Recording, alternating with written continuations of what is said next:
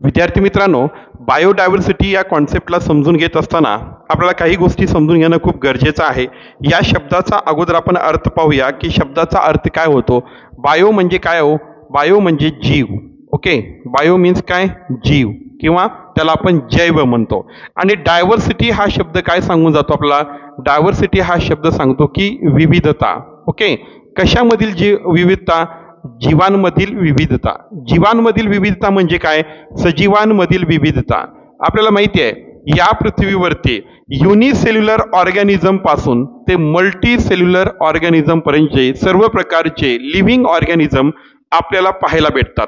पहा, वेगवेगळ्या प्रकारच्या वनस्पती म्हणजे अनेक स्पेसीज आहेत, त्याच्यामध्ये कित्येक स्पेसीज आपल्याला या पृथ्वीवरती पाहायला भेटतात. ओके, त्यानंतर ॲनिमल्स कॅटेगरीमध्ये आल्यानंतर आपल्याला डिफरंट टाइप्स ऑफ स्पेसीज ॲनिमलच्या या ठिकाणी पाहायला भेटतात.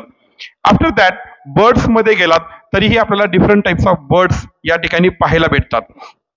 नंतर जेव्हा आपण युनिसेल्युलर ऑर्गॅनिझम कडे येतो त्याच्यामध्ये मायक्रो ऑर्गॅनिझम कॅटेगरीमध्ये गेल्याच्या नंतर सुद्धा आपल्याला वेगवेगळ्या प्रकारचे मायक्रो ऑर्गॅनिझम्स पाहायला भेटतात, तेही सजीव आहेत.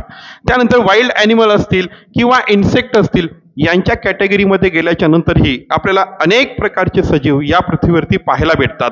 मग ही जे लिव्हिंग ऑर्गॅनिझमची इतकी मोठी कॅटेगरी जी आपल्याला या पृथ्वीवरती पाहायला भेटते, या सर्वांना आपण एकत्रित म्हणतो बायोडायव्हर्सिटी. तर ही जी बायोडायव्हर्सिटी आहे प्रामुख्याने कोणत्या पॉइंटमध्ये म्हणजे कोणत्या मुद्द्यांमध्ये खास करून अभ्यासली जाते, तर ती महत्वाची मुद्दे पहा कोणती आहेत. बायोडायव्हर्सिटी अभ्यासत असताना आपल्याला त्यामध्ये व्हरायटी ऑफ स्पेसीजचा अभ्यास करावा लागतो. म्हणजे कोणकोणत्या प्रकारच्या स्पेसीज आणि त्यांच्या व्हरायटीज या लँडवरती अवेलेबल आहेत ते पाहावं लागतं. त्यानंतर त्यांची जेनेटिक डायव्हर्सिटी आपल्याला पाहावी लागते. ओके, त्यानंतर आपल्याला त्यांची जेनेटिक डायव्हर्सिटी सुद्धा पाहावी लागते.